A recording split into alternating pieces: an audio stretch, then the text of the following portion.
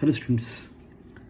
तर लास्ट लेक्चरमध्ये आपण बघत होतो सॉर्स प्रोजेक्शन फॉर्म्युला, की जिथे एक 3 डायमेन्शनल स्ट्रक्चर आहे मॉलिक्युलचं, त्याचा एक रिप्रेझेंटेशन करायचा एक वे सॉर्स प्रोजेक्शन फॉर्म्युला. म्हणजे आपण हे अशा टाईपमध्ये स्ट्रक्चर बघितलं ते बघ, की हा फर्स्ट कार्बन, सेकंड कार्बन, किंवा आपण ज्याला म्हणतो फ्रंट कार्बन, बॅक कार्बन, की स्लांटिंग एजवरती आपण कार्बन दाखवणार आहे. ही स्लांटिंग एज किंवा स्लांटिंग लाईन म्हणूयात आपण, एज म्हणण्यापेक्षा लाईन. ह्या स्लांटिंग लाईनवरती प्लेस करणार कार्बन. आणि मग ह्या कार्बनचे रिमेनिंग 3 बॉन्ड्स 1 2 3 1 2 3. आणि आपल्याला माहिती आहे की कुठले पण 2 बॉन्ड कार्बनचे एकाच प्लेनमध्ये असणार आहेत आणि राहिलेले 2 बॉन्ड काय असणार आहेत, प्लेनच्या बाहेर आणि प्लेनच्या आतमध्ये येणारे बॉन्ड. तर इकडे दिसतंच आहे की सपोज हा फर्स्ट कार्बन आहे आपल्याकडे, तर त्याचा हा एक बॉन्ड आणि हा एक bond, these 2 bonds are in a same plane. मग आता राहिलेले जे 2 बॉन्ड्स आहेत, this bond is coming out of the plane of paper and this bond is going behind the plane of paper.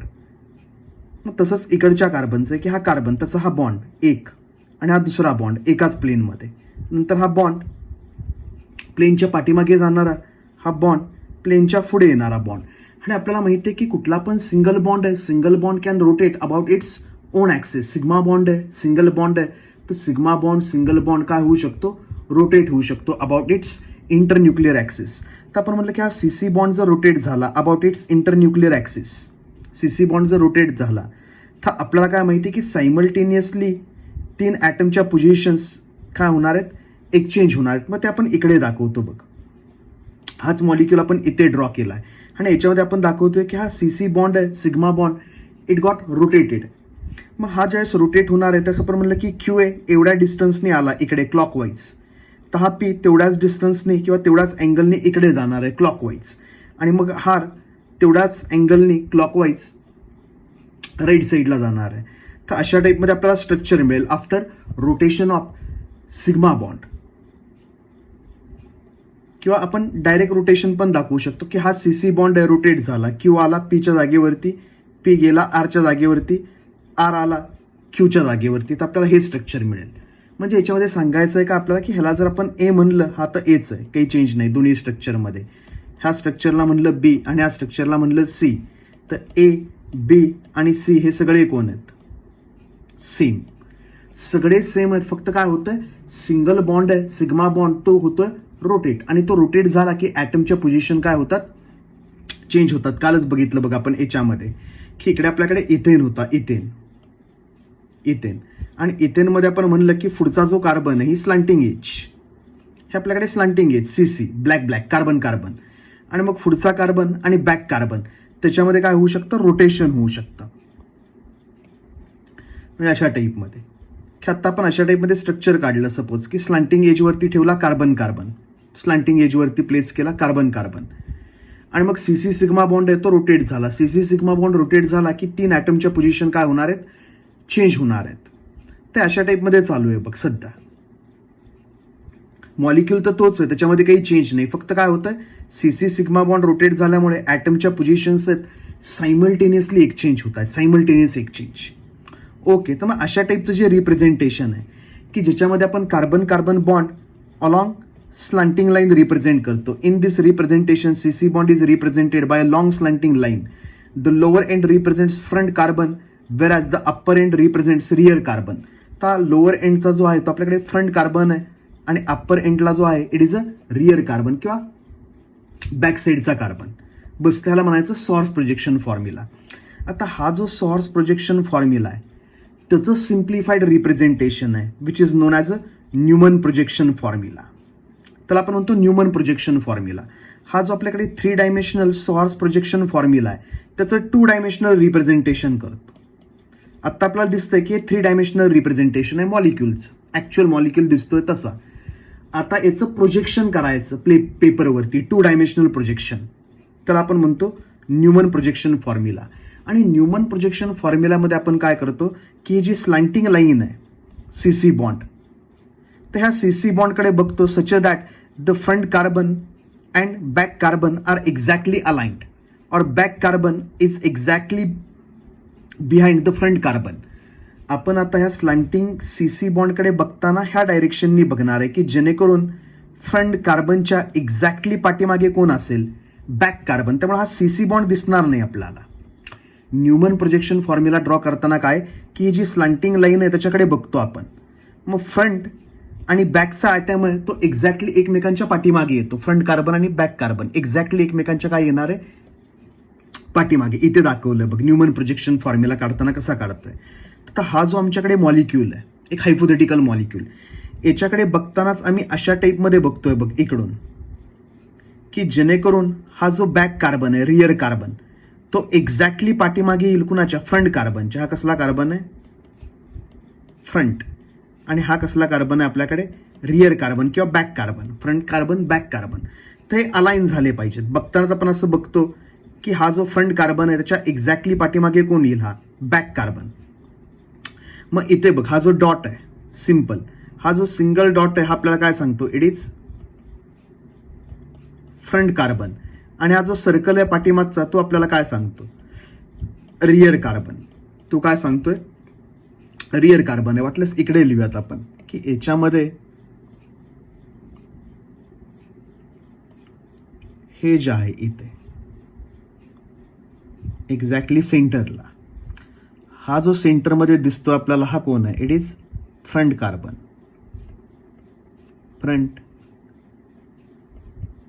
Carbon atom, हा फ्रंट कार्बन ॲटम आहे. आणि हा जो दिसतोय आपल्याला इकडे बिगर सर्कल, हा जो बिगर सर्कल देतोय हा कोण आहे, बॅक कार्बन ॲटम किंवा rear carbon atom. Rear carbon atom हा पाठीमागचा कार्बन ॲटम आहे. ते अशा टाईपमध्ये आहे बघ आता सध्या, की ज्यावेळेस आपण इकडून बघणार आहे सॉर्स प्रोजेक्शन फॉर्म्युलाकडे, त्यावेळेस आपल्याकडे फ्रंट कार्बन आणि हा बॅक कार्बन एक्झॅक्टली अलाइन. आणि हा दोघांमधला बॉन्ड येतो तर आपल्याला दिसणार नाही बघ, इथे त्या दोघांमधला बॉन्ड दिसत नाही. आता हा जो फ्रंट कार्बन आहे, फ्रंट कार्बन म्हणजे हा डॉट फ्रंट कार्बन, त्याला कोण अटॅच आहे, तर राईट साईडला मला दिसतोय क्यू अटॅच. जर मी इकडून बघत असेल तर राईट साईडला मला दिसणार आहे क्यू अटॅच. म्हणजे ह्याला हा जो बॉन्ड आहे इकडे अटॅच असणार आहे क्यू. लेफ्ट साईडला दिसणार आहे आर अटॅच, तर त्याला लेफ्ट साईडला आर अटॅच. आणि बॉटमला पी अटॅच, तर इथे येणार आहे पी. हे फ्रंट कार्बनचं अशा टाईपमध्ये दिसणार आहे प्रोजेक्शन, म्हणून न्यूमन प्रोजेक्शन फॉर्म्युला, की ज्यावेळेस आम्ही हा फ्रंट कार्बनकडे बघतोय इथून,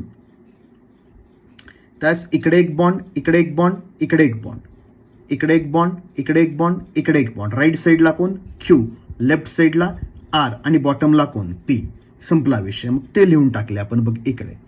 हे आम्हाला कोण दिसलं रे बाबा, बॉटमला पीच दिसणार आहे तसंच, त्याच्यामध्ये काही चेंज नाही, पी. राईट साईडला कोण दिसणार आहे, क्यू. राईट साईडला दिसणार क्यू.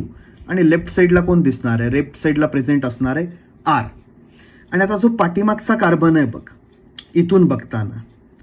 इथून बघताना आता हा जो पाठीमागचा कार्बन आहे इथला, म्हणजे हा बिगर सर्कल इकडे, त्याला पण 3 बॉन्ड आहेत. पाठीमागच्या कार्बनला हे 3 बॉन्ड आहेत अशा टाईपमध्ये. मग हा जो रिअर कार्बन आहे त्याचा हा बॉन्ड एक्स, एक राईट साईडला येणारा बॉन्ड इकडे वाय, आणि एक लेफ्ट साईडला जाणारा बॉन्ड इकडे झेड. तर बस हे रिप्रेझेंट करायचे आपल्याला पेपरवरती. मग आता इकडे आपण म्हणूयात की टॉपला आपल्याला दिसणार आहे ॲटम एक्स, राईट साईडला असणार आहे ॲटम किंवा ग्रुप वाय, आणि लेफ्ट साईडला असणार आहे ॲटम और ग्रुप झेड. मग आता इथं जे फॉर्म झालं आहे it is known as Newman projection formula. हे म्हणजे हे जे आपल्याकडे 3 डायमेन्शनल स्ट्रक्चर होतं आपल्याकडे सॉर्स प्रोजेक्शन फॉर्म्युला, त्याला आपण कन्वर्ट केला न्यूमन प्रोजेक्शन फॉर्म्युलामध्ये 2 डायमेन्शनल रिप्रेझेंटेशन. मग आता आपल्याला काय माहिती आहे बाळा की हा सीसी बॉन्ड रोटेट होऊ शकतो. सीसी बॉन्ड रोटेट झाला की हे जे बॉन्ड्स आहेत बघ सगळे, हे सीसी बॉन्ड रोटेट झाला की ह्या बॉन्डच्या पोझिशन चेंज होणार आहेत. म्हणजे आपण म्हणूयात की हा क्यू आला इकडे तर हा पी जाणार आहे इकडे, पी इकडे गेला की आर येणार आहे इकडे. म्हणजे क्यू एवढ्या अँगलनी रोटेट झाला क्यू की पी तेवढ्याच अँगलनी रोटेट होणार क्लॉकवाईजच, आणि आर तेवढ्याच अँगलनी रोटेट होणार, जसं इथं दाखवलं तसं. हे बघ की सिग्मा बॉन्ड रोटेट झाला की हे जे विथ रिस्पेक्ट टू बॅक कार्बनचे ॲटम्स, हे बॅक कार्बनचे ॲटम्स आहेत, विथ रिस्पेक्ट टू हे फ्रंट कार्बनचे जे ॲटम्स आहेत किंवा ग्रुप्स आहेत त्यांच्या पोझिशन फिक्स नाहीत राहणार बाळा. They are going to change with respect to time. आणि त्याचं रिप्रेझेंटेशन आपल्याकडे इथे होतं बघ, की सिग्मा बॉन्ड. आता न्यूमन प्रोजेक्शन फॉर्म्युला म्हणजे काय बघ, आपण असं बघणार आहे ह्या स्टाईलमध्ये, की फ्रंट कार्बन आत्ता जो आपल्याला दिसतोय तो फ्रंट कार्बन स्लांटिंग एजवरती, आणि ब्लॅक कलरचा एक पाठीमागे दिसतोय तो रिअर कार्बन. आणि ज्यावेळेस आपण कार्बन कार्बन थ्रू बघणार आहे, आपण ज्यावेळेस बघूयात कार्बन कार्बन थ्रू अशा टाईपमध्ये, त्यावेळेस काय दिसतंय बघ, की ज्यावेळेस सिग्मा बॉन्ड रोटेट होणार आहे, सीसी सिग्मा बॉन्ड, मग त्यावेळेस पाठीमागचा कार्बन आणि फ्रंट कार्बन ह्यांच्या ॲटम्समधले जे अँगल्स आहेत ते काय होत आहेत बघ, चेंज होत आहेत. येते लक्षात तुझ्या, म्हणजे ॲटमच्या पोझिशन्स फिक्स नसणार आहेत. आपण जे आत्ता अशा टाईपमध्ये ड्रॉ केलंय इकडे, की हा दोघांमध्ये काही अँगल असेल बाबा, त्याला आपण म्हणतो डायहेड्रल अँगल. म्हणजे अँगल कुठला, की हा पी सी आणि सी, हा पी ए, हा कार्बन आणि हा कार्बन. आपल्याला माहिती आहे 3 पॉईंटमधून एक प्लेन पास होतं, तर याच्यामधून एक प्लेन पास झाला. त्याच्यानंतर दुसरा हा सी सी आणि हा एक्स, याच्यामधून एक प्लेन पास झाला. त्या 2 प्लेनमध्ये आपल्याला दिसतं बाबा आता 180 डिग्रीचा अँगल आहे. म्हणजे हा पी मध्ये सी सी बॉन्ड आणि परत हा एक्स, यांच्यामध्ये अँगल किती आहे, 180 डिग्रीचा. आणि ह्याला म्हणलं जातं डायहेड्रल अँगल. ह्याला काय म्हणतात, डायहेड्रल अँगल म्हणतात, dihedral angle. Front carbon back carbon आणि त्याच्यामधले ॲटम्स आता, की सपोज क्यू ए, तर हे एक प्लेन झालं बघ, क्यू सी आणि सी याच्यामधून पास होणार एक प्लेन. आणि आता आपण अजून एखादा दुसरा कन्सिडर केला कोणतरी, की इथला सी, हा एक सी आणि पाठीमागचा एखादा ॲटम इथला वाय, तर त्याच्यामधून एक प्लेन पास होणार आहे.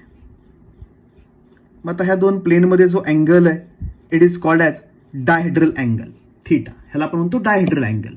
मला तुला सांगायचं आहे काय, की हा डायहेड्रल अँगल आहे हा चेंज होणार आहे.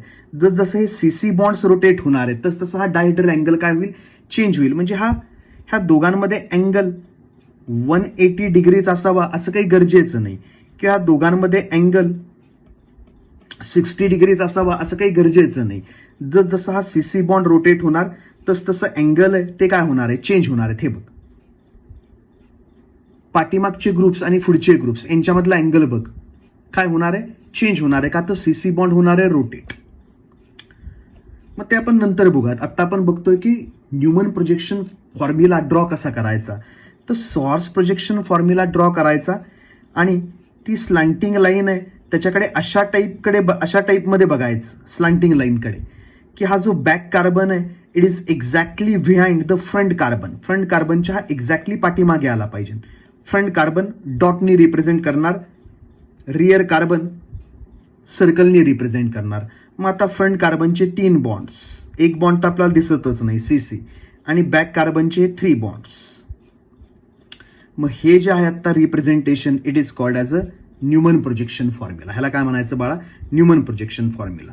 मग आता काय झालंय बघ, वरती हे जे आपण काढलंय याच्यामध्ये सी सी बॉन्ड रोटेट झाला बघ. आता सी सी बॉन्ड रोटेट झाला. हे स्ट्रक्चर आपल्याला कधी मिळेल, हे बघ आता, की सपोज हा पी इकडे आला, पी इकडे आला तर हा जो क्यू आहे तो इकडे येणार, आणि क्यू जर इथे आला तर हा आर इकडे येणार. मग बघ हे स्ट्रक्चर मिळेल खालचं. येतंय लक्षात तुझ्या. आपण एवढ्याने रोटेशन करतोय 180 डिग्रीनी, हा सी सी बॉन्ड आहे 180 डिग्रीनी रोटेट झाला, सी सी बॉन्ड 180 डिग्रीनी. तर हा पी आहे तो इथे जाणार आहे पी, त्याच्यानंतर हा जो क्यू आहे तो इथे येणार आहे क्यू, आणि आर आहे तो इकडे येईल. आता या कॉमन सेन्सच्या गोष्टी आहेत. 180 डिग्री रोटेशन झालं की अशा पोझिशनला येतील. इकडे लिहिलंय बघ, वरती गेला पी, इकडे आला क्यू, आणि इथे कोण आला आर, 180 डिग्रीनी. मग इथे जर 180 डिग्रीने रोटेशन झालं बघ, तर हा पी इथे येईल एक्सच्या एकदम थोबाडाच्या समोर इथे. हे बघ दिसला, हा फ्रंट कार्बन आहे आणि हा बॅक कार्बन. तर आपण फ्रंट कार्बनचं काय केलं, सी सी रोटेशन केलं सिग्मा बॉन्डचं. मग आता हा जो पी आहे तो इकडे आला एक्सच्या एकदम पुढे, तर हा जो आर आहे तो इथे येणार आहे वायच्या पुढे, आणि क्यू ए तो येणार आहे ह्या झेडच्या पुढे एक्झॅक्टली समोर. जसं इथं दिसतंय तसं बघ आपल्याला की फ्रंट कार्बन आणि बॅक कार्बनचे ॲटम्स एक्झॅक्टली एकमेकांच्या कुठे येणार आहेत, समोरासमोर येणार आहेत. एक्झॅक्टली एकमेकांच्या काय येणार आहेत, समोरासमोर येणार आहेत. आत्ता आपण अशा टाईपमध्ये स्ट्रक्चर काढलंय की फ्रंट कार्बन आणि बॅक कार्बन त्यांच्या ॲटममध्ये भरपूर डिस्टन्स आहे किंवा अँगल आहे. पण सीसी रोटेशन झालं की काय होणार आहे, हे अँगल्स वगैरे चेंज होणार आहेत. तर आता बॅक कार्बनला सिच्युएशन आहे तशीच आहे याच्यामध्ये XYZ. हा जो बॅक कार्बन आहे म्हणजे सर्कल, त्याला सिच्युएशन आहे तशीच की इथे X, लेफ्ट साईडला Z आणि राईट साईडला कोण असणार आहे Y, XYZ. तर ते इकडे नोट डाऊन करून घेतो की मी इकडे आमच्याकडे X ॲज इट इज, इकडे Y ॲज इट इज, आणि इकडे काय असणार आहे Z ॲज इट इज. आणि आता हा जो CC बॉन्ड आहे तो 180 डिग्रीने रोटेट झाला. 180 डिग्रीने रोटेट झाला की आपल्याला अशा टाईपचं स्ट्रक्चर मिळालं. आता ज्यावेळेस मी इकडून बघणार आहे,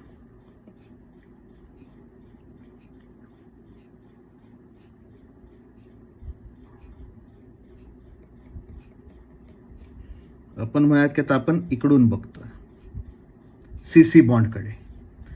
तर ज्यावेळेस हा CC बॉन्डकडे आपण इकडून बघणार आहे त्यास हा जो फ्रंट कार्बन आहे त्याच्यावरती कोण आहे P, आणि एक्झॅक्टली पाठीमागे कोण आहे X, एक्झॅक्टली पाठीमागे.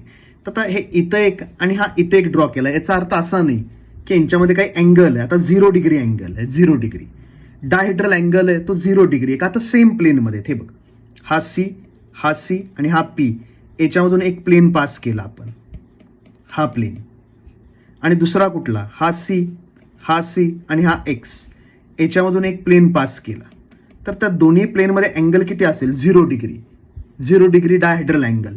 तर ही लाईन आणि त्याच्यावरतीच मॅचिंग ही फ्रंट कार्बनची लाईन आहे इकडून बघताना. तर पुढे दिसेल P.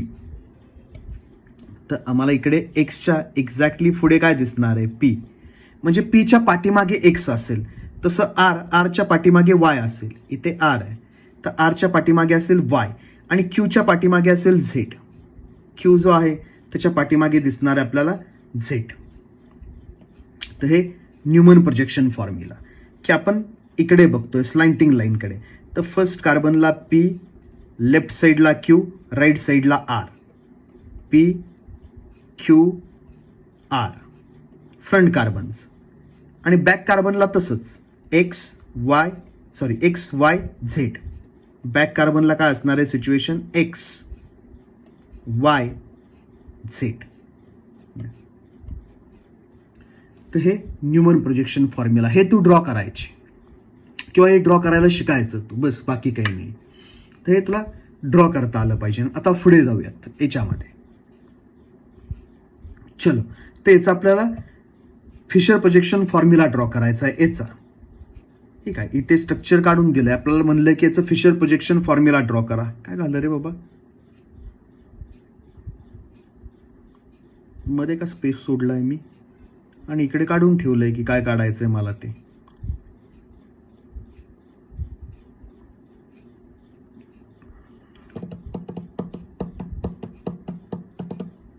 का मला हे काढायचं होतं इथे. हां, फिशर प्रोजेक्शन नव्हतं, मध्ये मला हे काढायचंय बघ, फिशर प्रोजेक्शन फॉर्म्युला. न्यूमन नाही, fissure.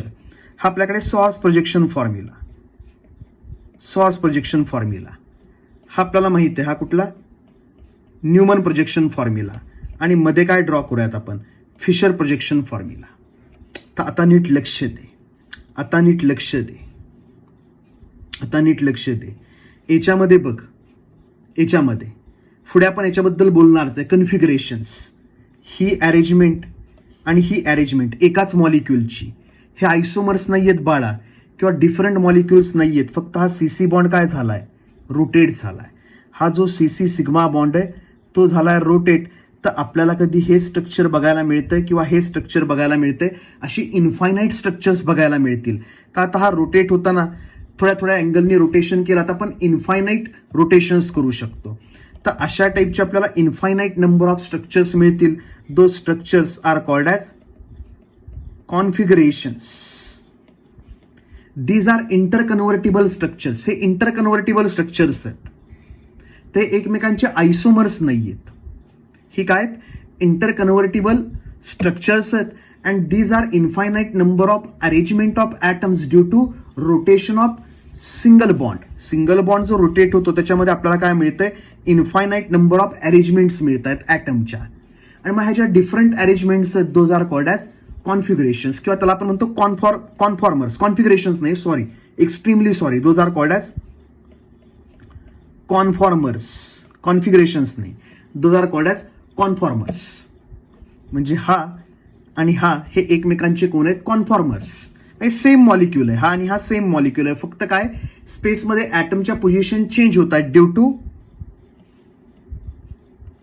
CC bond rotation. Single bond आहे तो रोटेट होतोय अबाउट इट्स ओन ॲक्सिस, त्याच्यामध्ये स्पेसमध्ये ॲटमच्या पोझिशन होत आहेत चेंज. आणि मग हा मॉलिक्यूल आणि हा मॉलिक्यूल सेमच आहे, मग आम्ही दोघांना काय म्हणतो, एकमेकांचे कॉन्फॉर्मर्स. त्यांना आपण म्हणतो कॉन्फॉर्मर्स. चला मग आता पुढे जाऊया. आता कॉन्फॉर्मर्समध्ये बघ की पाठीमागचा कार्बन आणि हा फ्रंट कार्बन, पाठीमागच्या कार्बनचा ॲटम आणि फ्रंट कार्बनचा ॲटम यांच्यामध्ये भरपूर डिस्टन्स आहे, स्पेस आहे. मग अशा टाईपमध्ये की ज्यास मॅक्झिमम स्पेस असतो त्यावेळेस आपण त्याला म्हणतो स्टॅगर्ड कन्फिगरेशन किंवा स्टॅगर्ड कॉन्फॉर्मेशन. स्टॅगर्ड कॉन्फॉर्मेशन ह्याला आपण काय म्हणतो, स्टॅगर्ड.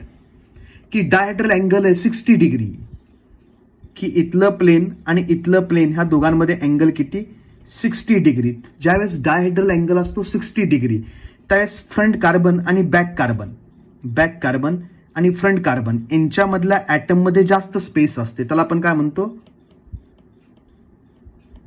Staggered conformation. स्टॅगर्ड. आणि ज्यावेळेस फ्रंट कार्बन आणि बॅक कार्बन यांचे ॲटम्स किंवा ग्रुप्स एक्झॅक्टली एकमेकांच्या समोर येतात, एक्झॅक्टली. आता इथे बघ, एक ग्रुप इकडे, त्याच्या पुढे कुठलाच ग्रुप नाही, साईडला हाय क्यू, तर इकडे थोडंसं रिपल्शन कमी असतं. हे जे ॲटम्स आहेत किंवा ग्रुप्स आहेत यांच्यावरती पण इलेक्ट्रॉन्स असतात ॲटमचे, मग यांचे इलेक्ट्रॉन यांच्या इलेक्ट्रॉन क्लाउडमध्ये असतं repulsion. And depending on the size, की इथे ॲटम केवढा आहे किंवा ग्रुप केवढा आहे, इथे ॲटम केवढा आहे किंवा ग्रुप केवढा आहे, त्याच्यावरून ह्या दोघांमध्ये काय ठरतं, रिपल्शन किती असेल ते. मग जेवढे बॅक कार्बनचे ॲटम्स आणि फ्रंट कार्बनचे ॲटम्स एकमेकांच्या समोर येणार नाहीत, जवळ येणार नाहीत, तोपर्यंत रिपल्शन असतं कमी.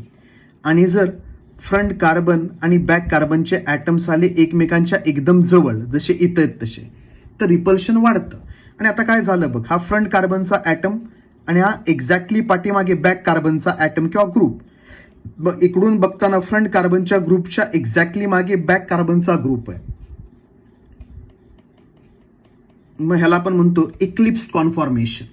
ह्याला काय म्हणलं आपण वरती, की डायहेड्रल अँगल 60 डिग्री होता, आता इथं 0 डिग्रीच आहे, एक्झॅक्टली समोरच आहे.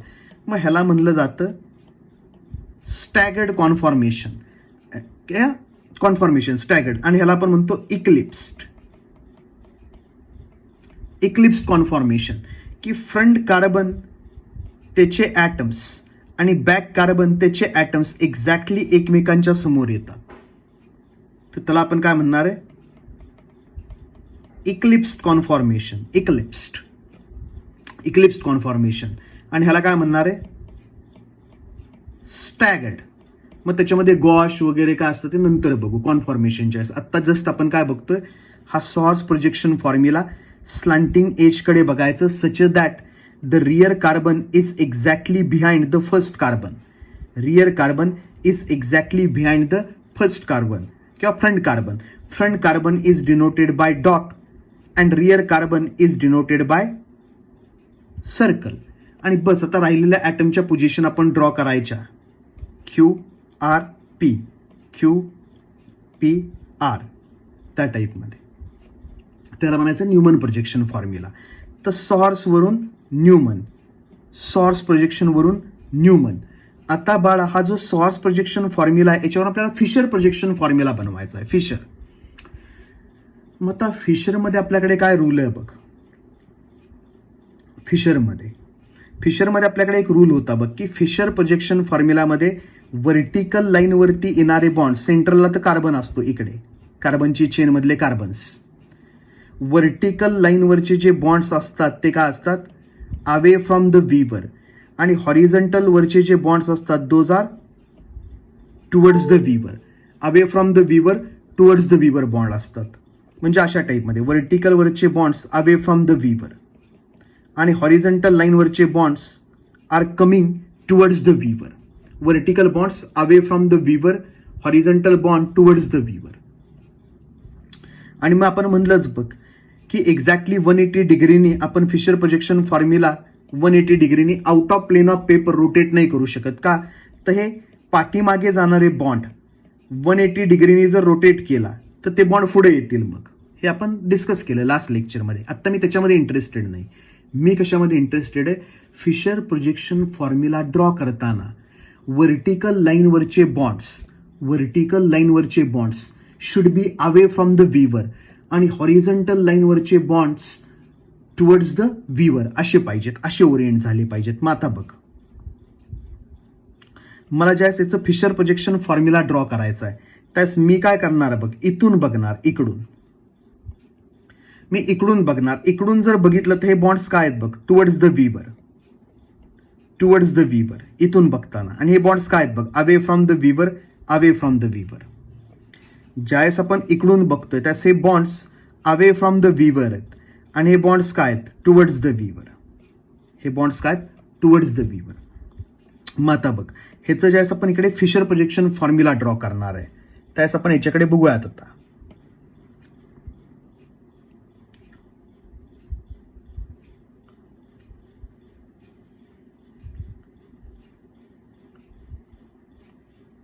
आता तू कसं बघतोय त्याच्यावरती डिपेंडंट.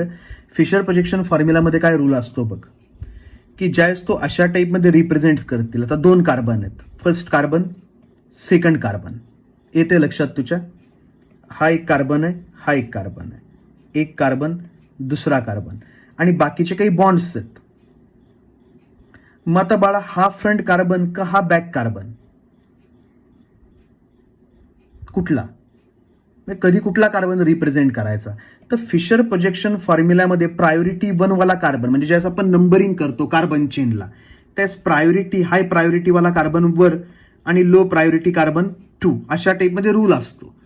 की ज्यावेळेस फिशर प्रोजेक्शन फॉर्म्युला आपण ड्रॉ करतो, सपोज आपल्याकडे हा फर्स्ट कार्बन आहे आणि हा सेकंड कार्बन आहे, नंबरिंग आयुपॅक नंबरिंगमध्ये. तर फर्स्ट कार्बन आपण इकडे लिहितो आणि सेकंड कार्बन इथे.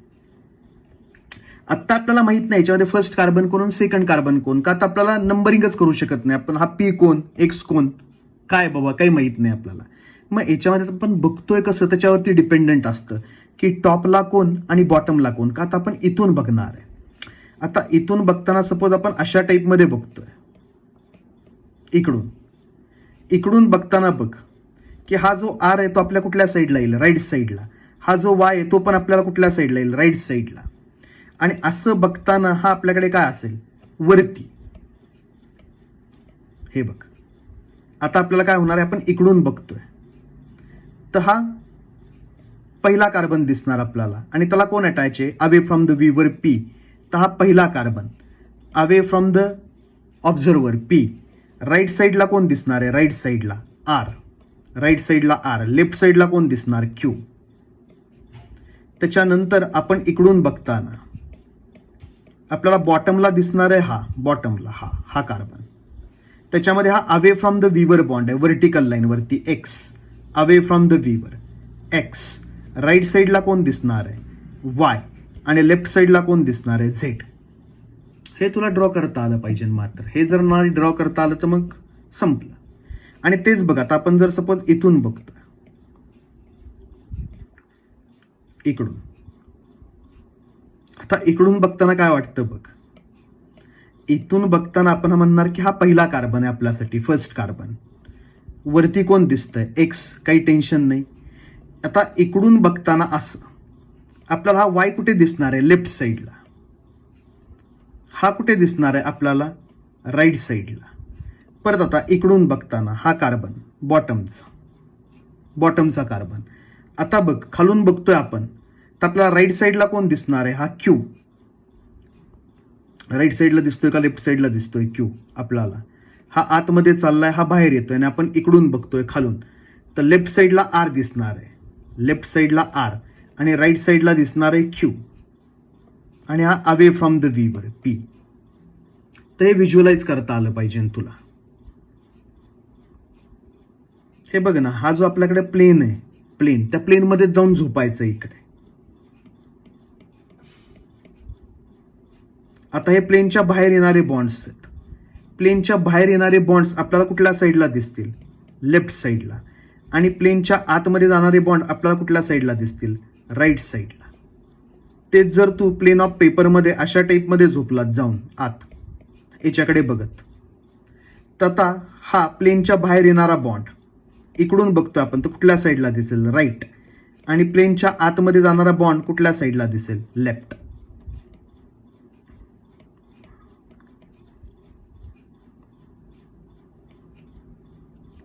हे असं आहे बघ. तू कसं बघतोस त्याच्यावरती डिपेंडंट आहे.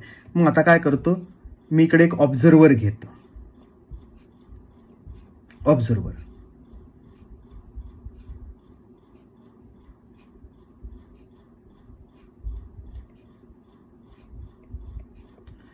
आणि आपण इकडून बघतोय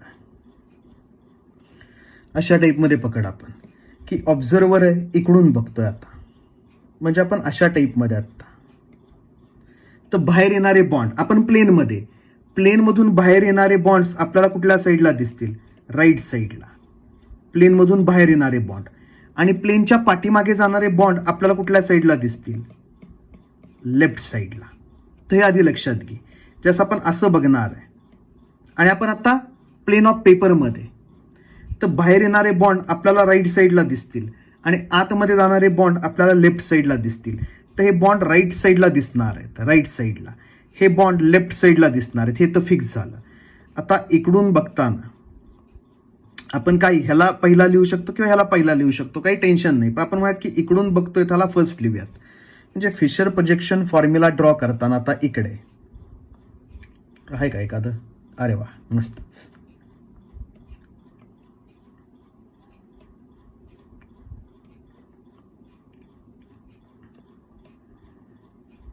आता फिशर प्रोजेक्शन फॉर्म्युला ड्रॉ करताना काय होतंय बघ.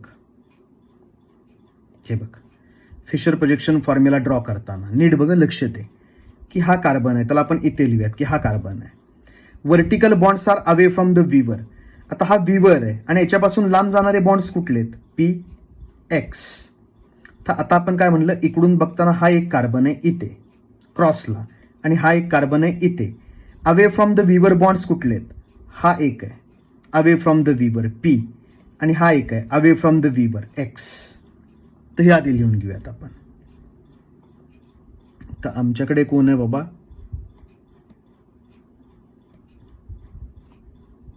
एक पी, की इकडून बघतोय आपण, तर हे बॉन्ड टुवर्ड्स द व्हीवर आहेत. हे व्हीवरकडे येणारे बॉन्ड्स टुवर्ड्स द व्हीवर. आता इकडून बघताना बाहेर येणारा बॉन्ड राईट साईडला, आत जाणारा बॉन्ड लेफ्ट साईडला. तर इकडे दिसणार क्यू, इकडे दिसणार आर.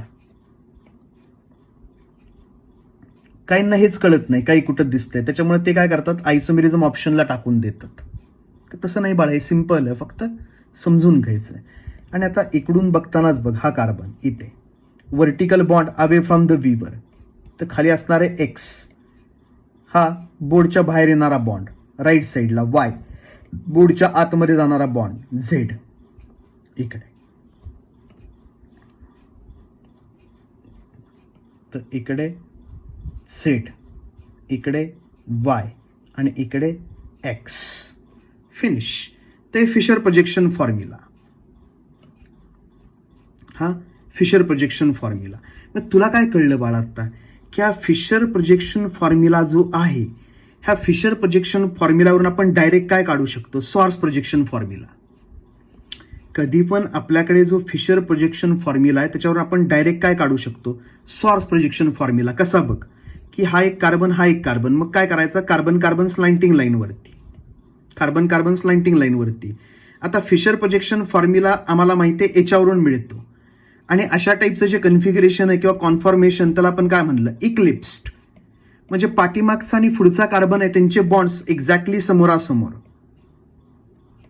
हे बघ,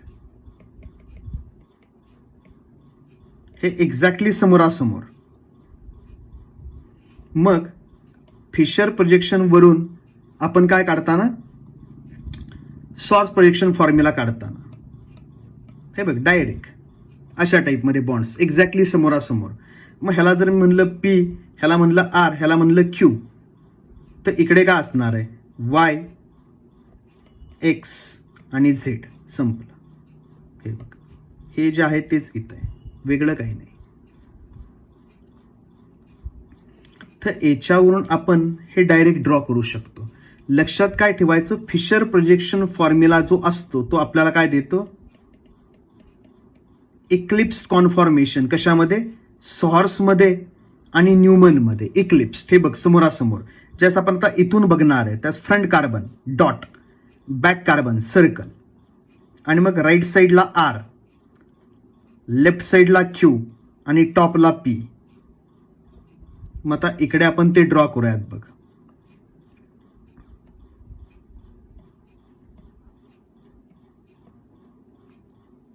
आता आपण इकडून बघणार आहे न्यूमनसाठी.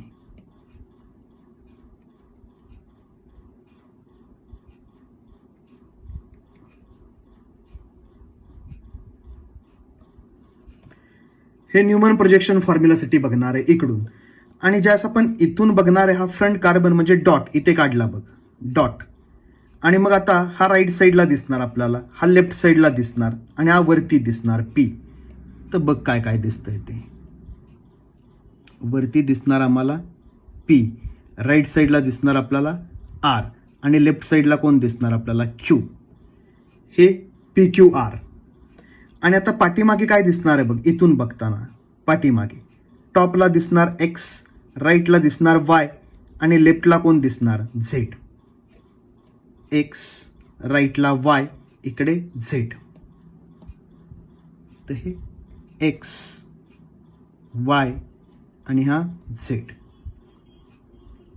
तर बाळा हे जे काढले आपण न्यूमन प्रोजेक्शन फॉर्म्युला, ह्या न्यूमन प्रोजेक्शन फॉर्म्युलाला आपण काय म्हणतो,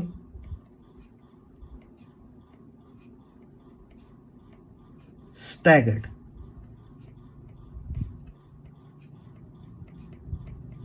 कॉन्फॉर्मेशन. Staggered conformation. आणि हे जे आहे ह्याला आपण काय म्हणतोय, इक्लिप्स्ड.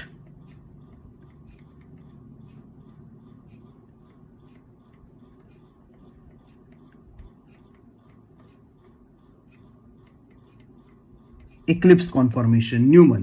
मग फिशर प्रोजेक्शन फॉर्म्युला जो आहे ह्या फिशर प्रोजेक्शन फॉर्म्युलावरून आपण डायरेक्ट काय ड्रॉ करू शकतो, न्यूमन प्रोजेक्शन फॉर्म्युला, किंवा डायरेक्ट काय काढू शकतो, सॉर्स प्रोजेक्शन फॉर्म्युला. फक्त काढायचं कसलं configuration, eclipsed.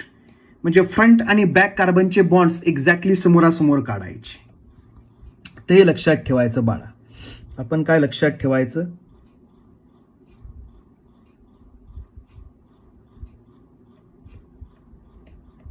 Note, Fisher projection formula corresponds to eclipsed conformation. corresponds to eclipse conformation. एकदम महत्वाचं. Fisher projection formula corresponds to eclipsed conformation. म्हणजे कधी पण फिशर प्रोजेक्शन फॉर्म्युला काढला, आता याचा नाही काढू शकत बघ आपण फिशर प्रोजेक्शन फॉर्म्युला, शकतो का, हे बघ. आता तू इकडून जर बघितलं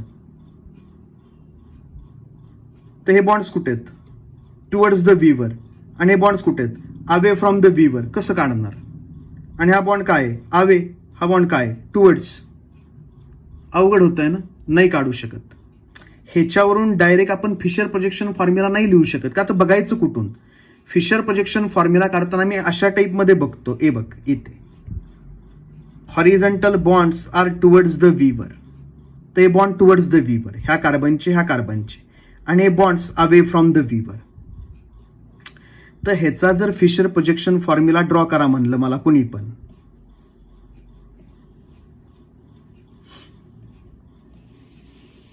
याचा हा जो आहे मला कोणी म्हणलं की याचा फिशर प्रोजेक्शन फॉर्म्युला ड्रॉ करा, तर आधी हे स्ट्रक्चर आहे, मला ह्या स्ट्रक्चरमध्ये कन्व्हर्ट करावं लागतं CC बॉन्ड रोटेट करून. आणि मग हे जे कन्फिगरेशन आहे ह्याच्यावरून आपण डायरेक्ट काय काढू शकतो, फिशर प्रोजेक्शन फॉर्म्युला. एकदा का तुला इक्लिप्स कन्फिगरेशन मिळालं की नुसतं असं बघायचं आहे त्याच्याकडे. मग हे बॉन्ड्स टुवर्ड्स द व्हीवर आणि हे bond away from the viewer. तर vertical bond away from the व्हीवर, अवे फ्रॉम द व्हीवर, आणि हे बॉन्ड टुवर्ड्स द व्हीवर, टुवर्ड्स द व्हीवर, टुवर्ड्स द व्हीवर, टुवर्ड्स द व्हीवर. तर बस हे सगळ्यात महत्त्वाचं होतं बाळा, हे प्रचंड महत्त्वाचं होतं की काय, Fisher projection formula corresponds to eclipsed conformation. आता इथे बघ, इथे इक्लिप्स्ड आहे, येत आहे लक्षात. हा M, त्याच्या एक्झॅक्टली पुढे कोण आहे, हा R.